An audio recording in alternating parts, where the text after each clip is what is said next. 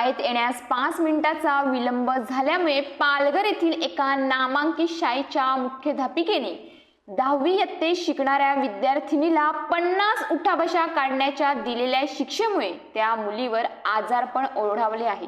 त्या मुलीवर गेल्या 3 दिवसांपासून खासगी रुग्णालयात उपचार सुरू असून 20 दिवसांवर 10वीची परीक्षा आली असताना या प्रकाराबाबत पालकांनी तीव्र नाराजी व्यक्त केली आहे। पालघर शहरातील भगिनी समाज विद्यालयातील 10वी इयत्तेत शिकणारी पालघर टेंबोडे येथील राहणारी 13 वर्षीय विद्यार्थिनीला 17 जानेवारीला सकाळी शाळेत येण्यास 5 मिनिटाचा विलंब झाला। यामुळे शाळेच्या मुख्याध्यापिकेने त्या मुलीला 50 उठाबशा काढायला लावल्या। उठाबशा काढल्यानंतर त्या मुलीच्या पायात आणि मांड्यांमध्ये गोळे आले व पोटदुखीचा त्रास झाला।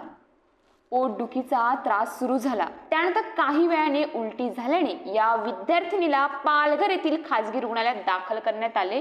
घडलेल्या प्रकाराबाबत मुलीच्या पालकांनी पालघर पोलीस स्टेशन येथे 19 जानेवारीला तक्रार दाखल केली। दोन्ही पक्षांना पोलीस निरीक्षक अनंत पराड यांनी जबाबासाठी पालघर पोलीस स्टेशन येथे बोलावले होते। याच मुलीने यापूर्वी शाळेत बूट घातले नसल्याने मासिक पाळी सुरू असताना मैदानावर पळवण्याची शिक्षा दिली होती, अशी माहिती मुलीच्या आईने पोलिसांसमक्ष दिली।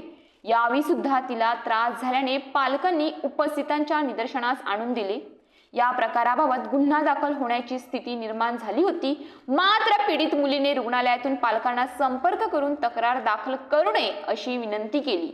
त्यामुळे सामंजस्याने पालकांनी तक्रार मागे घेतल्यामुळे संबंधिताविरुद्ध कारवाई टळली। मात्र अशा प्रकारचे अघोरी कृत्य पुन्हा होणार नाही याची काळजी घेण्यात यावी अशी सक्त ताकीद पोलीस निरीक्षक अनंत पराड यांनी शाळे व्यवस्थापन समितीच्या सदस्यांना दिली। तिला 50 उठाबशा शाळेत काढायला लागल्या। त्याच्यामुळे तिची थाय आणि पूर्ण जठराला किंवा आतड्यांना पूर्ण सूज आलेली आहे।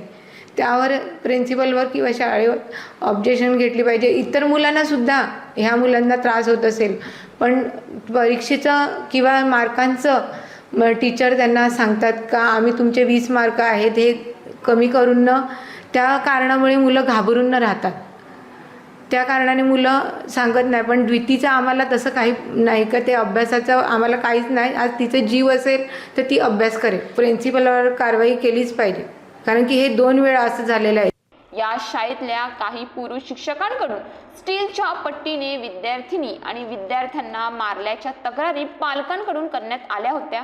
10वीची परीक्षा अवघ्या 20 दिवसांवर येऊन ठेपली असताना आपली कन्या अद्याप रुग्णालयात दाखल असल्याने या शिक्षेमुळे तिचे मोठ्या प्रमाणात नुकसान होणार आहे, असे मत तिच्या पालकांनी व्यक्त केले।